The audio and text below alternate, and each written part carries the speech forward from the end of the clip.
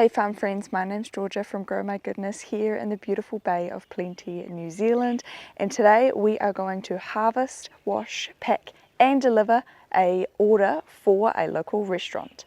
Let's go.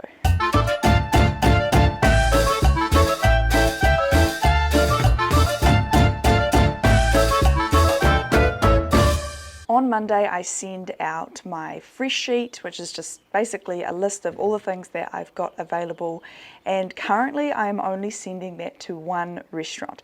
I do want to bring on some more restaurant customers, but it's only been a few weeks that I've been actually delivering and selling to this restaurant, and I really want to get it right. I guess it took me a while to actually approach a restaurant and ask them if they would be interested in getting products from the farm, and it just took me a while to kind of build up the confidence to do that. My fear around that was that I wouldn't be able to supply a product that is of a quality that a restaurant would want, or something, or supply regularly enough or consistently enough. So I'm just starting with one restaurant just so that I know that I can do it really well before I bring on another one. I've got the farmers markets as well, so it feels like a pretty busy week just for one person. My dad normally helps me, but he is away at the moment, so it's just me this week. And it's been going really well. So I send that out on a Monday. Generally, I get the order in by Tuesday evening, and then here we are, Wednesday morning, I'm ready to go and harvest it all. I'll clean it up and deliver it all on the same day, which I think is really, really cool for the restaurant. It's definitely a huge benefit for them being able to get produce that's locally grown and just super fresh. And this restaurant that I deliver to is called Falls Retreat, and they are really focused on using product that is locally grown, that is organic. It's kind of a huge part of their whole ethos. It really aligns well with what I'm doing, and they're flexible as well. So they don't have like a set menu. It changes all the time, you know, and they do special events and workshops, cooking workshops, and even gardening workshops. They have their own little kitchen garden as well, which is awesome. So it's just a really lovely restaurant. The owners are super lovely, and I love working with them. So let's go ahead and fill this order before it gets sunny out there. So today we need to get baby carrots, Tokyo turnips, radish, cos lettuce, Salanova lettuce and cherry tomatoes. So quite a good order today. I'm going to start off with the lettuce because that is what I want to get harvested first. It's nice and cool out there in the garden. The sun hasn't actually come over the garden yet, so we'll do the lettuce first, and then I'll move on to those baby root vegetables and finish off with the tomatoes. It is just gone 8 o'clock now, so I'm going to try and get everything harvested. Then we will wash, a little bit of packing and deliver. Hopefully I will get that all delivered possibly by midday. I try to get it delivered as soon as possible, but they're pretty flexible at the restaurant, which is really good for me. So let's get into it. I need to take my scales. I'll weigh it again after I wash it just to be sure, and take some crates and a knife, and let's get into it. I'm going to start off with harvesting the cos lettuce. I need 500 grams. It's just behind me here. You can see this area in the front is what I cut last week. These ones up here, this is actually the second cut I'm going to get off these ones, and then that will be it. These lettuce will be ready to clear out. All of my lettuce leaf I do as cut loose leaf greens. I don't do the whole plant. Just because I get 2 cuts off it. Also, I think it adds a lot of convenience for customers just to be able to pull the loose lettuce leaves straight out of the bag. They're ready to go. They don't have to process or deal with them. Also, it's really easy for me to price my product because it's just by weight. So I just I'm going to cut the leaves, pop them into the crate here. I've got the scales.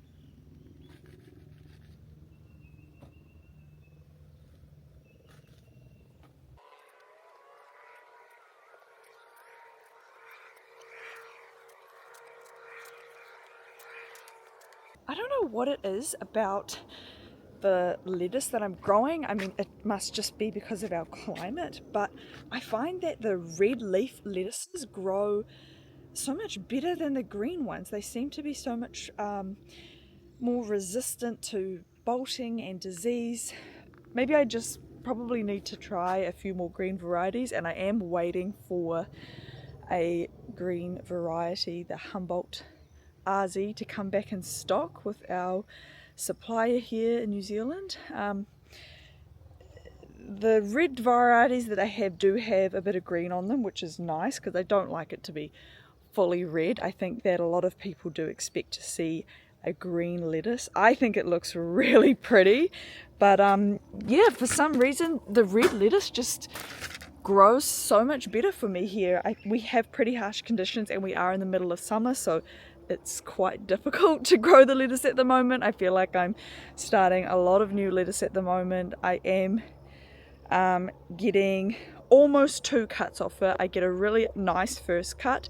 The second one is good, not as good. Some of the plants don't recover after the first cut, but that's okay. That just means that we have a bit of a faster turnover for the beds, and I need to be planning really efficiently, which is not easy. Alright, so plenty of lettuce there too. So I'm going to take these 2, get them in the chiller, and we'll move on to harvesting the baby root veg. Starting off with the carrots, which are just behind me here.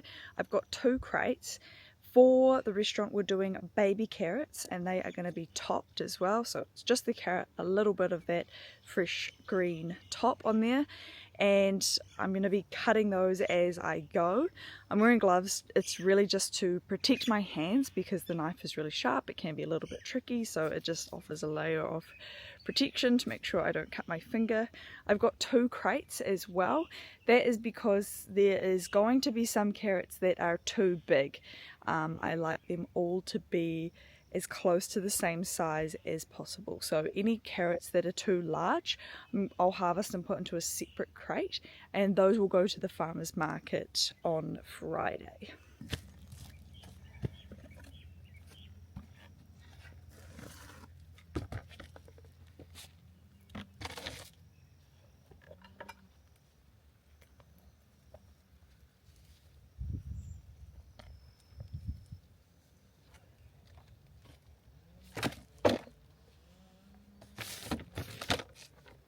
I just went and gave the carrots a quick rinse off, and I've set them out to dry off a little bit.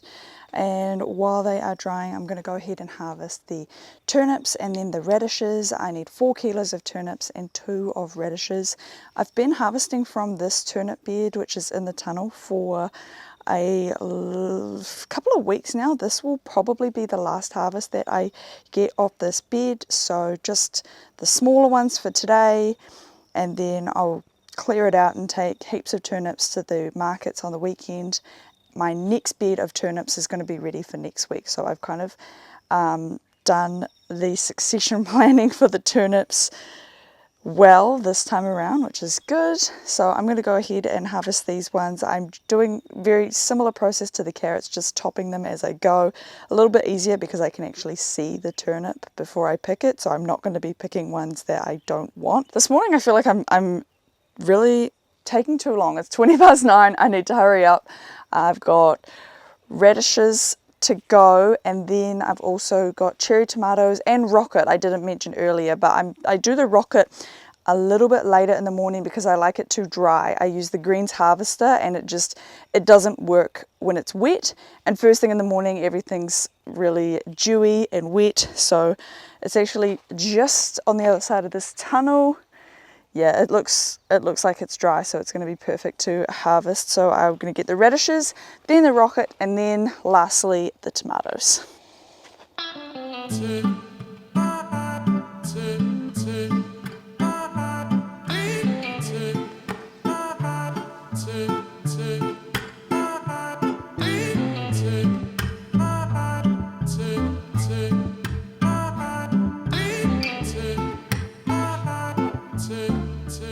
I'm going to go ahead and harvest the rocket. I'm using the greens harvester today, so I've got that set up.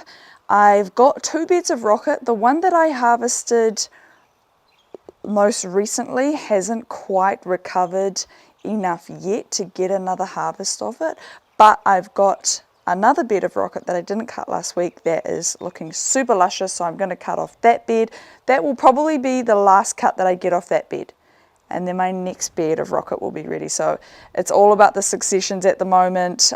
In summer, everything grows super quick. It's hard. I think that's probably been one of the biggest challenges for me, and I definitely don't have it down perfect just yet. It's hard to estimate how long things are going to take, and also just get the timing of it. Like, I need to be planting every week, and sometimes I don't get to do that, you know, like life gets in the way a little bit, things get hectic, I get busy, but I'm working on it. I tend to have things like the radish, the turnip under control. The lettuce hasn't been as productive as I was perhaps expecting or hoping it would be, so I'm definitely a little bit short on lettuce. The rocket, I think I'm doing pretty good. I think I've kind of got that under control. But yeah, we have about 15 crops that I'm juggling at the moment, and I think I kind of want to bring that down to about 10 and just get 10 really good. Have them available all the time. I still like the other 5 that I do, and I'll throw them in every now and then, the things like the cabbages and the spring onions, but I just can't do it all. I can't do everything and have it be really consistent, which is what I want to do. If I want to keep doing this through winter, I need to be onto it with my succession planning and be super consistent. So time's ticking away. Let's harvest the rocket. Now that I've got my rocket, I'm going to start washing the greens. So I've got the little wash station here behind me and a drying screen on the other side. With all of our loose leaf greens, we do rinse them. It's just in water. We're on town supply water, so it's just our drinking water that comes out of our tap. I'll show you guys through this process a little bit just while the tub is filling up. So starting here at the tub, this was a brand new bathtub that we bought off somebody. They were renovating their house and it came with a little chip in it, so of course they got it replaced, and then we got this awesome bathtub to wash our greens in. We made the bubbler. It's just PVC pipe that we got from our local hardware store. We drilled the holes in it. It's just attached here to the wall. This part here comes out, so when we're not using it, this whole thing comes off and just flips upside down to make sure that it all drains and it's nice and dry when it's not in use. Being able to take the frame out makes the tub really easy to clean. So that is attached to a spa pool blower. That is the one that we have. I've got a couple of things here. I use this for scooping out the greens, and I use this for cleaning the water in between washes. And then I've just got a sink here. It just holds the buckets. So these are buckets that I put these laundry bags into. So after the leaves have been washed, I'll transfer them into here, and then they go into the washing machine. I just put them on a spin cycle. This is a really big washing machine. It's like 10 kilos, and that's what it looks like inside. So there's no centerpiece to this. It's just a big tub. So the bags just go straight in there, and they go for a little spin cycle. And then we come over here to our drying screens. Originally when we started we just had the one, and then we quickly realized that this area was gonna be a bit of a choke point for the process, so we built a second one. So this is just stainless steel, wire, a wooden frame. These chains clip on and they drop down. There's hinges on the wall. They drop down so we can clean them. And then we just have 4 fans and some LED strip lighting. And then I have this little bench here where I put my scales, and if I'm bagging things, then I'll put them into plastic bags.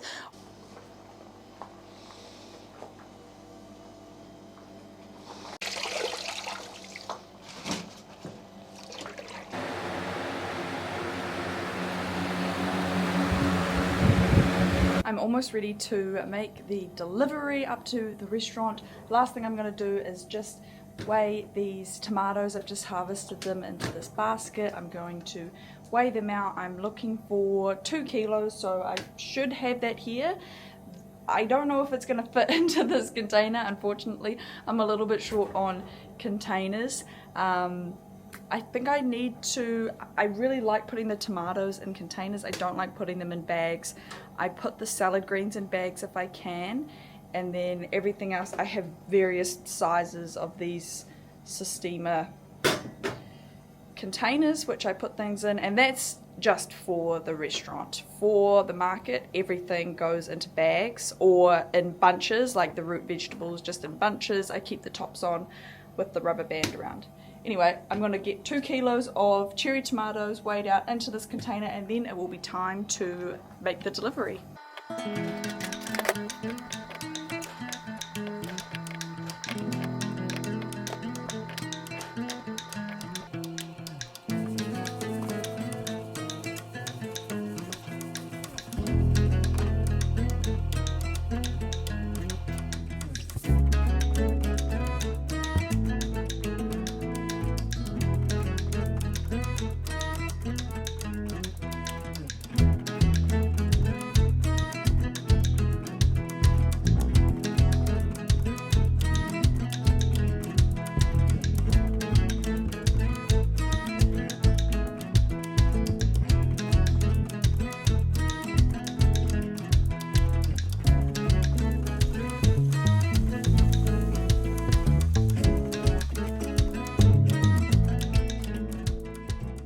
When I arrived home after the deliveries, I took a little break, had some lunch, and my uncle arrived from Wellington. He's come to stay with us for a bit, and he helped me set up the drip irrigation this afternoon for our tunnel house, which was really cool. So we've got the drip irrigation operating on 4 beds in here now. The other 3 beds all have kind of large crops in them at the moment, so it's a bit tricky to get the drip tape in between. We've got 2 beds that have spinach in them. I'm actually going to harvest that spinach tomorrow, so I'll be able to lay the drip tape down then. And these turnips, this is the last harvest this week, so I'll be able to take those out. We'll be able to get the drip finished in here, but it is operational on the lettuce bed, which is really good. We actually have lost a few lettuces because it's been really hot in here and I haven't been able to get in and water it as often as I should. So now with the drip on the automatic timer, it's going to be good. So just that was what I did with the rest of my day. It's 5 o'clock, so it's time to go home. I've watered the garden and we've got an early start tomorrow, starting our harvest for this weekend's farmers markets. that's going to be all for this video today, guys. As always, thank you so much for watching, and don't forget to subscribe to my channel if you haven't already, and I'll see you in the next one. Bye.